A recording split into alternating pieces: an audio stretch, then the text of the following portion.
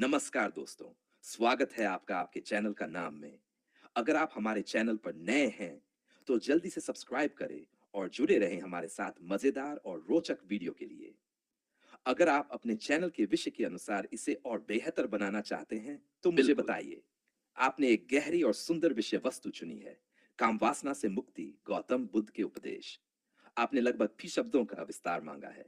मैं इसकी शुरुआत कर रहा हूं। पहले एक सुव्यवस्थित रूपरेखा बनाऊंगा ताकि निबंध में सुंदर बहाव रहे। वाह। वन। भूमिका। डू काम वासना का अर्थ और प्रकृति। बुद्ध का दृष्टिकोण। दुख का मूल कारण। काम वासना से होने वाले बंधन। काम वासना पर बुद्ध के उपदेश। अष्टांगिक मार्ग और संयम। विपश्यना साधना और जागरूकता। और संग संगति और साधु जीवन। नैन बुद्ध के कुछ प्रमुख उपदेश और दृष्टांत। आधुनिक जीवन में काम वासना से मुक्ति के उपाय। निष्कर्ष। अब इसी के अनुसार मैं निबंध लिखना शुरू कर रहा हूं।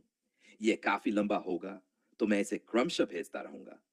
आप चाहे तो बीच में कह सकते हैं, जारी रखो, रुक जाओ, थोड़ा धीमा करो या तेज लिखो। काम वासना से मुक्ति, गौतम बुद्ध के उपदेश।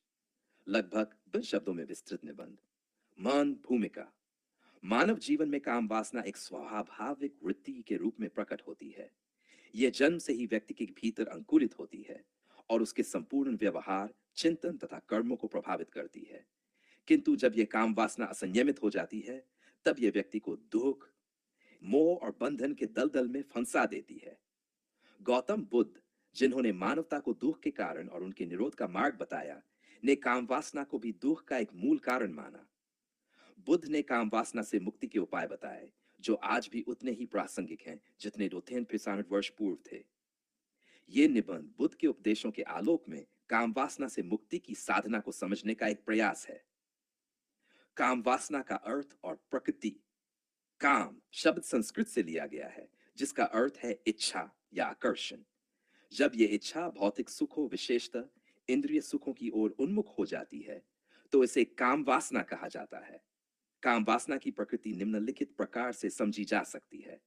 यह प्रारंभ में सुखद प्रतीत होती है, किंतु अंत दुखदायी होती है।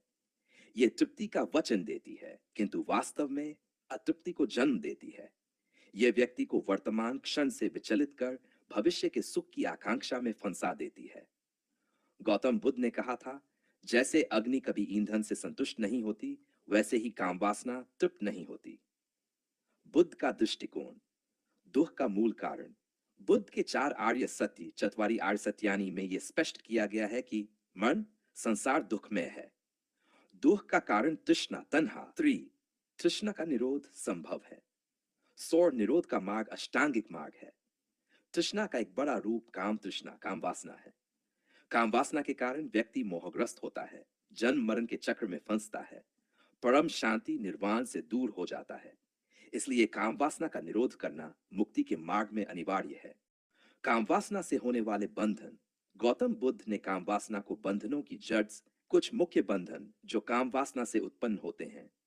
मोह, व्यक्ति किसी वस्तु, व्यक्ति या सुख के प्रति आसक्त हो जाता है। लोभ, सुख को बार बार भोगने की लालसा।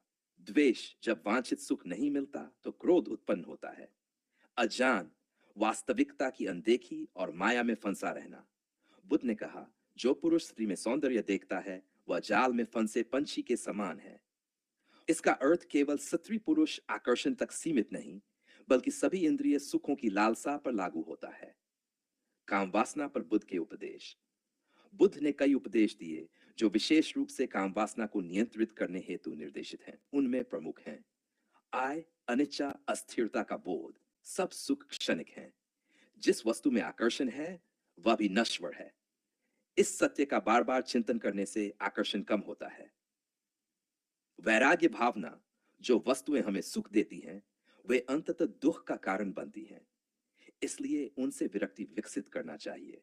मृत्यु और क्षय का ध्यान जीवन क्षण भंगुर है। मृत्यु सर्वत्र है। इस तथ्य का साक्षात्कार करने से काम वासना का मोह घटता है।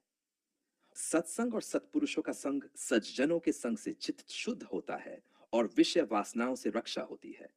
यहां तक लगभग डुबडेवर शब्द हो चुके हैं। अगर आप कहें तो मैं आगे बढ़ाऊं। अगले सेक्शन में अष्टांगिक मार्ग विपश्यना साधना के विस्तार से चर्चा करूंगा। समझ गया। आप चाहते हैं कि काम वासना से मुक्ति के विषय पर गौतम बुद्ध के उपदेशों के साथ एक कहानी भी दी जाए जो निबंध में भावनात्मक गहराई जोड़ दे। बहुत सुंदर आइडिया है। मैं एक प्रसिद्ध बौद्ध कथा यहां पेश कर रहा हूं जिसे हम इस निबंध में शामिल कर सकते हैं। कहानी, नंद और कामवासना से मुक्ति। नंद गौतम बुद्ध के सौतेले भाई थे। वे एक राजकुमार थे, सुंदर, ऐश्वर्यवान और सांसारिक सुखों में डूबे हुए। उनकी सगाई एक अनुपम सुंदरी जनपद कल्याणी से हो चुकी थी। नंद उनके रूप पर मोहित थे और उनके साथ विवाह करने के स्वप्न देखते रहते थे। एक दिन बुद्ध कपिल वस्तु आए। उन्होंने देखा कि नंद काम वासना में बंधे हुए हैं। बुद्ध ने नंद से भिक्षु बनने का आग्रह किया। संकोचवश नंद ने अनिच्छा से दीक्षा ले ली, परंतु उनका मन लगातार जनपद कल्याणी की ओर भागता रहता था। वे संन्यास जीवन से संतुष्ट नहीं थे। बुद्ध ने उनकी अवस्था को समझा। वे नंद को आकाश मार्ग से स्वर्गलोक की यात्रा पर ले गए। स्वर्गलोक में अप्सराएं अत्यंत सुंदर, दिव्य और मोहक थीं। बुद्ध ने नंद से पूछा, नंद, जनपद कल्याणी और इन अप्सराओं में किसका सौंदर्य श्रेष्ठ है? नंद ने हर्षित होकर कहा, भगवान, जनपद कल्याणी तो इन अप्सराओं के सामने एक कुरूप बंदरिया जैसी है। बुद्ध मुस्कुराए। उन्होंने कहा, यदि तुम तप और साधना करोगे तो ऐसी अप्सराओं के साथ स्वर्ग में जन्म पाओगे। यह सुनकर नंद अत्यंत उत्साहित हुए। वे कठोर तपस्या करने लगे, लेकिन उनके तप के पीछे भी काम वासना ही थी। अन्य भिक्षुओं ने जब उनका उद्देश्य जाना तो उन्होंने नंद का उपहास किया। नंद तपस्वी नहीं, अप्सरा पाने के लिए भिक्षु बना है। यह सुनकर नंद को गहरा धक्का लगा। उन्होंने आत्मचिंतन किया। उन्होंने अपने भीतर की गहन वासनाओं का निरीक्षण किया। उन्होंने जाना कि कामना कितनी सूक्ष्म और गहरी है। फिर उन्होंने वास्तविक वैराग्य विकसित किया। अंततः नंद ने न केवल स्वर्ग अप्सराओं बल्कि समस्त सांसारिक आकांक्षाओं से भी वैराग्य प्राप्त कर लिया। वे पूरी तरह से मुक्त हो गए और अहत पूर्ण ज्ञान प्राप्त साधु बन गए। बुद्ध ने नंद से कहा, वास्तविक मुक्ति वह है जिसमें कोई इच्छा शेष न रहे, न स्वर्ग की, न अप्सराओं की, न भोग की। काम वासना बाहरी आकर्षण मात्र नहीं बल्कि मन की गहरी जड़ है। केवल बाहरी त्याग से नहीं बल्कि अंतर की वासना को जड़ से नष्ट करने से ही मुक्ति संभव है। सत साधना है और सही दृष्टि से काम वासना पर विजय पाई जा सकती है। बहुत सुंदर। आप एक बौद्ध भिक्षु और एक साधारण व्यक्ति के बीच की कहानी चाहते हैं जिसमें काम वासना से मुक्ति का संदेश हो। मैं एक मूल बौद्ध कथा और साथ में एक सुंदर भावनात्मक रूप से नई कहानी तैयार कर रहा हूं।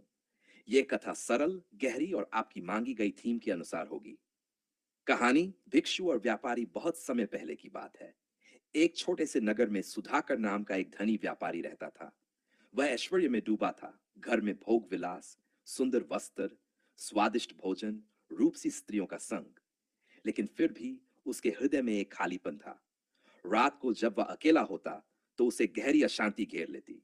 वह सो नहीं पाता। काम वासना ने उसके चित्त को जकड़ लिया था। आंखें बंद करता तो भोग की छवियां आती, आंखें खोलता तो नया भोग पाने की लालसा बढ़ती। एक दिन नगर में एक बुद्ध भिक्षु आए, शांत, गंभीर और तेजस्वी। उनका नाम था भद्रवम। वे मात्र एक फटे चिवर और भिक्षा पात्र के साथ नगर में घूमते थे, परंतु उनका मुखमंडल दिव्य तेज से दमकता था। उनकी आंखों में ऐसा शांति का सागर था कि देखने वाला कुछ क्षण के लिए सब कुछ भूल जाता। सुधाकर ने भी उन्हें देखा। उसने सोचा, यह भिक्षु जिसके पास कुछ भी नहीं इतना शांत कैसे है, और मैं जिसके पास सब कुछ है भीतर से इतना व्याकुल क्यों हूं? सुधाकर ने भिक्षु से निवेदन किया, स्वामी, मुझे भी वैसी शांति दीजिए। मैं कितना भी मूल्य चुकाने को तैयार हूं। भद्रम, शांति मूल्य देकर नहीं खरीदी जाती। पहले तुम अपने भीतर की ज्वाला को देखो। कामना, इच्छा, लोभ, ये सब तुम्हारे मन को भस्म कर रहा है। जब तक तुम बाहर सुख ढूंढते रहोगे भीतर अशांति रहेगी। सुधाकर ने कहा, तो मैं क्या करूं? भद्रवम ने उत्तर दिया, पहले काम वासना को जानो। जब भी वासना उठे उसे दबाओ मत, न ही उसके पीछे भागो। बस शांत चित्त से देखो कि ये इच्छा कैसी उठती है, कैसे फैलती है और फिर कैसे बुझती है। जैसे कोई अग्नि को देखता है, न उसे हवा देता है न पानी डालता है, बस देखता है, वैसे ही देखना। जब तुम देख पाओगे तो जानोगे कि वासना स्वयं नश्वर है, क्षणभंगुर है। जागरूकता ही उसका अंत है। सुधाकर ने इसे साधना के रूप में अपनाया। प्रारंभ में बहुत कठिनाई हुई। कभी कभी वासना इतनी प्रबल हो जाती कि वह टूट जाता, लेकिन धीरे धीरे भिक्षु भद्रवम के उपदेश के अनुसार वह सिर्फ देखने लगा। कुछ महीनों के भीतर एक चमत्कार घटा, पर उसे जकड़ नहीं पाती। धीरे धीरे उसका प्रभाव कम होने लगा। अंततः सुधाकर के भीतर एक दिन ऐसी गहन शांति प्रस्फुटित हुई जैसी उसने कभी अनुभव नहीं की थी। उसने भिक्षु भद्रवम को प्रणाम किया और कहा, स्वामी, अब मैं जानता हूं कि वास्तविक सुख कहीं बाहर नहीं, भीतर है। भद्रवम ने मुस्कुराते हुए कहा, जब काम वासना का बीज जल जाता है, तब निर्वाण की वृष्टि होती है। कहानी का सार, वासना का उन्मूलन युद्ध से नहीं, जागरूकता से होता है। वासना को दबाने से वह और गहरी हो जाती है, देखने से वह शांत हो जाती है। बाहर सुख खोजने से मन अशांत रहता है, भीतर शांति पाने से वासना की जड़ें सूख जाती हैं। सत्य की ओर बढ़ना धैर्य, ध्यान और सतत साधना से होता है। अगर आप चाहें तो मैं अब इस कहानी को आपके 10 शब्दों वाले निबंध के बीच जीवंत प्रसंग की तरह जोड़ सकता हूं, जिससे निबंध में भावनात्मक ऊंचाई और प्रवाह दोनों आ जाएंगे। बताइए, क्या इस कहानी को और भी गहराई से, जैसे सुधाकर के भीतरी संघर्ष, भिक्षु के और उपदेश, ध्यान की अवस्था, विस्तार दूं, या फिर एक दो और इसी तरह की कहानियां भी साथ जोड़ दूं, ताकि लेखन और प्रभावशाली बन जाए? आपका निर्देश दीजिए, मैं तैयार हूं। अब मैं इस कहानी को और भी गहराई, भावनात्मकता और आध्यात्मिकता के साथ विस्तारित कर रहा हूं, ताकि यह न केवल एक कहानी बने, बल्कि पाठक को भीतर से छू जाए। मैं इसे सुंदर प्रवाह, मनोवैज्ञानिक विश्लेषण और बौद्ध दृष्टिकोण से भी समृद्ध करूंगा। यह रहा आपकी मांगी हुई विस्तारित कथा। कहानी भिक्षु भद्रम और व्यापारी सुधाकर। बहुत समय पहले की बात है। सुधाकर नाम का एक धनी व्यापारी था। उसके पास महल जैसा घर था, हाथी घोड़े, स्वर्ण रत्न, सुंदर स्त्रियों की संगति और जो कुछ भी भौतिक जीवन में वांछनीय था, सब कुछ उपलब्ध था। परंतु इस सारी समृद्धि के बावजूद उसके भीतर एक गहरा अवसाद था। वह अपने जीवन में एक अनाम पीड़ा महसूस करता, जैसे कोई अतृप्ति की आग हो जो हर क्षण उसे जलाती रहे। रात के अंधेरे में जब सब कुछ शांत हो जाता, तो सुधाकर के भीतर की बेचैनी हाहाकार मचाने लगती। काम वासना की छवियां उसके चित्त को मतती, नई नई इच्छाएं जन्म लेती, और हर इच्छा पूरी होने के बाद भी कोई बड़ी प्यास शेष रह जाती। उसका जीवन एक अंतहीन दौड़ बन चुका था, एक दौड़ जिसमें कोई मंजिल नहीं थी। भिक्षु का आगमन। एक दिन नगर में एक अद्भुत व्यक्ति आया। वह एक बुद्ध भिक्षु था। नाम था भद्रवम। उसके पास न कोई स्वर्णाभूषण थे, न कोई शिष्य मंडली, केवल एक फटाचिवर और एक भिक्षा पात्र। लेकिन उसकी चाल में एक गरिमा थी, उसकी आंखों में गहरी शांति थी, और उसके मुखमंडल पर ऐसा तेज था कि जिसने भी उसे देखा कुछ क्षण को स्तब्ध हो गया। सुधाकर भी बाजार से गुजर रहा था। उसकी दृष्टि भिक्षु पर पड़ी। वह ठिठक गया। उसने महसूस किया कि इस भिक्षु के भीतर कुछ है, कुछ ऐसा जो दुनिया की दौलत भी नहीं दे सकती। एक निर्विकार आनंद, एक निर्व्याज शांति। उस रात सुधाकर चैन से सो न सका। सुबह होते ही वह भद्रवम के पास गया।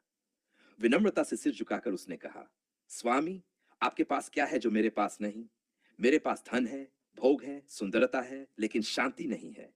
कृपा कर मुझे वह दे दीजिए जो आपके भीतर है। भद्रवम ने आंखें मूंदी और मुस्कुराए। फिर बोले, वत्स, शांति बाहर नहीं मिलती, वह तुम्हारे भीतर है। परंतु तुम्हारी वासनाएं, तुम्हारी इच्छाएं, तुम्हारे लोभ, वे उसे ढक लेते हैं। जैसे कोई कांच का पात्र धूल से भर जाए और भीतर की दीपी शिखा दिखाई न दे, वैसे ही तुम्हारा चित्त है। पहले धूल हटानी होगी। सुधाकर ने व्याकुल होकर पूछा, कैसे हटाऊं स्वामी? मैं क्या करूं? भद्रवम ने गंभीर स्वर में कहा, काम वासना को देखो। जब वासना उठती है तो तुम या तो उसके पीछे दौड़ते हो या उससे लड़ते हो। लेकिन जो दौड़ता है वह बंधता है, जो लड़ता है वह हारता है। तुम केवल देखो, बिना प्रतिक्रिया के, जैसे कोई पर्वत से बादलों को आते जाते देखता है, वैसी ही साक्षी बनो। सुधाकर का संघर्ष। सुधाकर ने साधना आरंभ की। वह जब भी किसी सुंदर वस्तु या सत्री को देखता, वासना उठती। स्वभावश पहले वह या तो उस ओर खींचता था या खुद को जबरन रोकता था। लेकिन अब उसने भिक्षु के कहे अनुसार देखना शुरू किया। बस देखना, बिना आकर्षण, बिना घृणा। प्रारंभ में यह अत्यंत कठिन था। वासना इतनी बलवान थी कि वह उसे बहा ले जाती थी। कभी कभी उसे लगता कि यह कार्य असंभव है। वह टूट जाता, निराश हो जाता, लेकिन फिर भी उसने हार नहीं मानी। भद्रम ने उसे एक दिन समझाया, वत्स, वासना नदी की धारा है। तुम तैरने की कोशिश करोगे तो बह जाओगे। तट पर बैठो, उसे बहते हुए देखो, धारा स्वयं थम जाएगी। सुधाकर ने इस शिक्षा को हृदय में बसा लिया। धीरे धीरे वह वासना की उठती तरंगों को देखना सीख गया। कभी वासना आती, वह उसकी गति का निरीक्षण करता, देखता कि कैसे वह एक हल्के आकर्षण से शुरू होती है, फिर कैसे वह कल्पना का आकार लेती है, और फिर कैसे वह एक प्रचंड लालसा बनती है। लेकिन यदि वह केवल देखता रहता, तो वह तरंग कुछ ही क्षणों में शांत हो जाती। आंतरिक रूप महीनों की साधना के बाद सुधाकर ने पाया कि वासना की तरंगें अब कमजोर हो गई हैं। उनकी आवृत्ति घटने लगी। मन भीतर से हल्का और शांत होने लगा। एक दिन ध्यान में बैठे हुए वह अचानक वासना को पूरी तरह से बुझते हुए देख सका। उसका चित्त एकदम स्वच्छ, निर्मल और पारदर्शी हो गया। एक अनुपम शांति ने उसे भर दिया, ऐसी शांति जिसे वह शब्दों में नहीं बांध सकता था। वह दौड़ता हुआ भद्रवम के पास गया, साष्टांग प्रणाम कर बोला, स्वामी, अब मुझे भीतर वह दीपशिखा दिखाई देती है जिसे पहले खोजते खोजते थक गया था। अब कोई प्यास नहीं रही। अब मैं जान गया कि काम वासना से परे एक अमृत स्रोत बह रहा है। भद्रवम ने उसे आशीर्वाद दिया और कहा, वत्स, वासना की आग में जलते हुए मनुष्य को अमृत का बोध नहीं होता। वासना जब जलकर भस्म हो जाती है, तभी निर्वाण प्रकट होता है। बहुत बढ़िया। अब मैं इस कहानी को और भी गहराई, भावनात्मकता और आध्यात्मिकता के साथ विस्तारित कर रहा हूं, ताकि यह न केवल एक कहानी बने, बल्कि पाठक को भीतर से छू। गौतम बुद्ध और अंधेरी की कोई विशेष रूप से प्रसिद्ध कहानी तो नहीं मिलती, लेकिन बौद्ध धर्म में अज्ञानता को अंधकार के रूप में दर्शाया गया है और ज्ञान बुद्धि को प्रकाश के रूप में। गौतम बुद्ध और अंधकार का प्रतीकात्मक संदेश। एक बार एक जिज्ञासु व्यक्ति बुद्ध के पास आया और पूछा, भगवान, अंधकार को कैसे दूर किया जाए? बुद्ध मुस्कुराए और बोले, क्या तुम अंधकार को हटा सकते हो? उस व्यक्ति ने सिर हिलाया, मैं कोशिश कर सकता हूं। बुद्ध ने उसे एक बंद कमरे में भेजा और कहा, इस कमरे से अंधकार को बाहर निकालने का प्रयास करो। वह व्यक्ति कमरे में गया और हाथ से अंधकार हटाने लगा, झाड़ू लगाने लगा, चिल्लाने लगा, अंधकार निकल जाओ, बाहर जाओ। लेकिन अंधकार टस से मस नहीं हुआ। थोड़ी देर बाद वह थक कर बाहर आया और बुद्ध से कहा, भगवान, मैं अंधकार को हटा नहीं सका। बुद्ध ने एक दिया जलाया और कमरे में रख दिया। तुरंत ही अंधकार गायब हो गया। बुद्ध ने कहा, अंधकार को हटाया नहीं जा सकता, केवल प्रकाश लाकर उसे मिटाया जा सकता है। इसी तरह अज्ञानता को हटाने के लिए ज्ञान का दीप जलाना पड़ता है। इस कहानी का संदेश यही है कि जीवन में समस्याएं, भय और अंधकार तब तक बना रहता है जब तक हम ज्ञान और समझ का प्रकाश नहीं लाते। जब बुद्धि का प्रकाश जलता है, तब जीवन से अंधकार अपने आप दूर हो जाता है। गौतम बुद्ध और अंधकार, अज्ञानता से जुड़ा ज्ञान संक्षेप में 10 बिंदुओं में। 1, अंधकार और अज्ञानता। अंधकार केवल अज्ञानता का प्रतीक है जिसे ज्ञान से मिटाया जा सकता है। डा, प्रकाश का महत्व। जिस तरह अंधकार को मिटाने के लिए प्रकाश जलाना जरूरी है, वैसे ही अज्ञान को दूर करने के लिए सही शिक्षा और जागरूकता जरूरी है। बुद्ध का उत्तर। किसी ने बुद्ध से पूछा कि अंधकार को कैसे हटाया जाए, तो उन्होंने एक दीप जलाने का सुझाव दिया। परिश्रम से समाधान नहीं। अंधकार को हटाने के लिए हाथ से हिलाने या झाड़ू लगाने से कोई लाभ नहीं हुआ, क्योंकि अंधकार को हटाने का तरीका गलत था। बैन जान का दीपक। जब बुद्ध ने दिया जलाया तो अंधकार तुरंत मिट गया।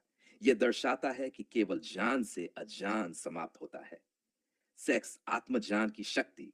बुद्ध ने सिखाया कि आत्मज्ञान ही सच्ची मुक्ति देता है और जीवन के अंधकार को दूर करता है। डर का नाश। अंधकार अक्सर भय पैदा करता है, लेकिन जब प्रकाश जलता है तो डर भी समाप्त हो जाता है। समस्या का सही समाधान।